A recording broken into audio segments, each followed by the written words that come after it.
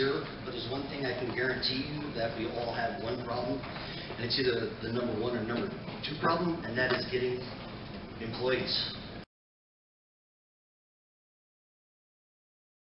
So I'm very interested in this next discussion. It's a panel discussion on getting employees. And I'd like to introduce Adria Torres. She's going to be having a panel here, and they're going to be discussing primarily what the industry is doing in itself to create a labor pool. You know, like others have alluded to, this is a huge industry-wide conversation and initiative right now. So you guys are not alone. You're not the only ones that are trying to conquer this, and it wouldn't work if you were. Having said that, we have a great panel today. Christina is going to start us off from JB Cutting, and she's going to talk about engaging with students and manufacturing day events. By the year 2025, 2.7 million baby boomers will retire, while 700,000 jobs will be created through economic growth. We are scrambling to replace our retirees with individuals that can keep up with rapidly changing technology. We want to develop a way to reach new generations at the outset of their careers and influence the students just discovering their paths. Now, hosting a Manufacturing Day event is a great way to do this. Manufacturing Day is the first Friday in October, and taking the time to spend that first Friday promoting manufacturing is time well spent. Now, you may be asking yourself, as a small shop, I wear so many hats, how do I do this? How do I get this event together? There are so many resources available to help.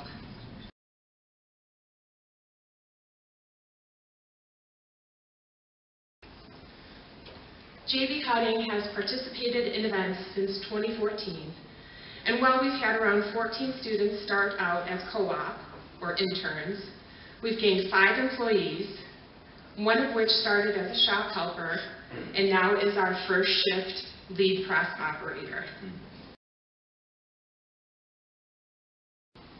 Now, Manufacturing Day is a celebration of what 12 million people around the United States experience every day: pride at working in manufacturing, contributing stories, photos, and videos that show how much manufacturing means to so many people is very important in our efforts to develop our future workforce. My name is Greg Larson. I am the owner, along with my wife, of the New England School of Architectural Woodworking in Western Massachusetts. So we're a small cabinet making school, one of the few that's devoted strictly to cabinet making. It's just to tell you a little bit about it, it's a post-secondary school. It's 5 months, 8 hours a day from January through June. Our tuition is about $11,000.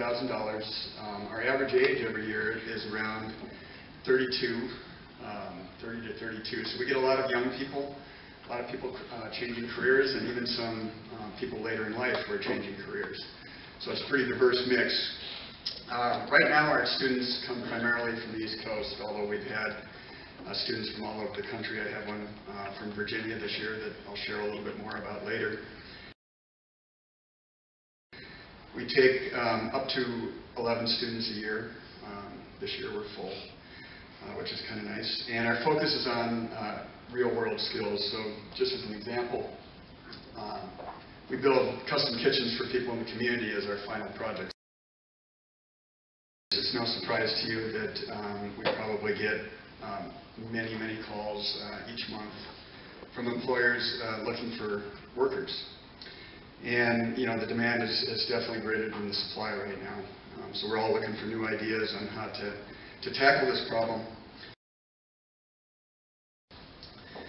So, you know, we need a new approach, and I think there's lots of discussions going on. As Adria said, there's a lot going on the national level. One of the things that we're trying to promote locally and nationally, if we can, is, you know, we're all custom cabinet makers, so, you know, let's work together, or yourselves, to try to start building employees locally. Finding young people, connect with young people in your own community and try to grow them and get them trained somehow and bring them back to your shop. So we've had some practical experience with this that I'll talk about here in a little bit, but the concept would be, you must know somebody in your community that knows somebody who could connect you with, say, the guidance counselor at your local school, or within your church, or somewhere else that you could connect with these young people that might have an interest in this. And maybe in the summer you bring them in, let them sweep the floor in your shop, let them, connect with your culture and see, are they the type that can learn this? Do they have a passion for it? And so on. And then help facilitate their training, whether that be at another school locally in your region, whether it be in your own facility with the help of another organization, whatever it might be. Let's start looking for these kids in our own communities as an army of all of us individually working to try to find these kids. Maybe we can find a few that we can bring up and get them trained through all this. There's no magic bullet here, but maybe other business leaders, even not in your industry, might have some ideas on how to cultivate this or finance it or do other things.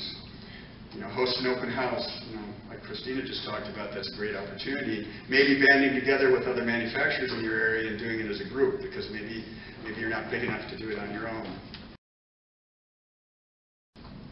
You've already found out that people aren't just going to walk into your shop and present themselves. And even if they did, if they're moving from someplace else, it could be hard to sustain them over the long term. What you're looking for is long-term, loyal employees, and I think one of the few ways to ensure that is to help grow them locally. My name is Dean Mattson, and I need to take you on a little journey. There's hundreds of thousands of openings right now, and in 2 years it goes to 3.5 million openings. Well, we have a huge challenge before us. They said, would you build me and us a national training center, and we will get behind you. What we are doing at this complex right here, this National Training Center, is 46,600 square feet. Industry is doing national labs in woods manufacturing. Sherwin-Williams has put the National Finishing Center here. So yes, we will have reciprocating sprayers, and yes, we do have the construction side. And you have to look at your next generation of workforce. You have to look at them different than anything we've ever done. I am a visionary. I know what we need to now do with getting people excited about our industry. Let's have you partner with us, and we will try and produce these employees for you. And we encourage you to come to the mill. We encourage you to do what we're trying to suggest up here. But the biggest thing that I've seen in this industry is a lot of people that say what they want. They say that we need to do this, but there's been people that don't want to do much about it. I encourage you to do something about it. We're based in Colorado Springs. We're a family-owned and operated commercial casework and architectural millwork manufacturer. We employ 95 individuals. The difficulty's been over the years, of course, the same problem we've all had is finding folks to come in that have experience, interest in the woodworking industry. And that, I think, speaks to the number of folks that are retiring and kids that were told college is where you need to go, as opposed to an opportunity to work with your hands and create something from your own vision. So looking for a better solution, about 3 years ago I was introduced to Dean Mattson, and he explained his vision for educating young people for a career in this industry, and asked me, what is it that I needed from these potential employees? I was very impressed, to say the least.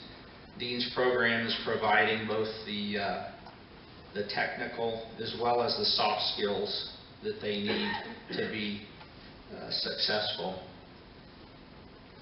So working together, we created an internship program that we believe gives the students the best opportunity to succeed.